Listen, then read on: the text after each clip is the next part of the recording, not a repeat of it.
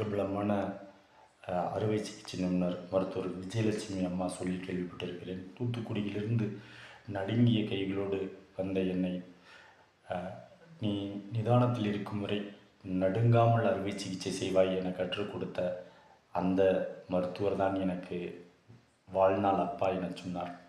அப்படித்தான் பாடம் கற்பிக்கும் ஆசிரியர்கள், கலை இலக்கிய மேடைகளில் ஏற பழகி கொடுப்பவர்கள், ஓவியங்களை கற்றுக் கொடுப்பவர்கள், நடுக்கத்தில் தொடங்கி நடுக்கத்தில் முடிவது தான் வாழ்க்கை, அதுதான் உணர்ச்சியலியல். ஆனாலும் கூட நடுங்கும் மனங்களை நடுங்க விடாமல் நான் இருக்கிறேன் என ஆற்றுப்படுத்துவதும் தைரியப்படுத்துவதும் தான் நல்ல அப்பாக்களுக்கு அழகு.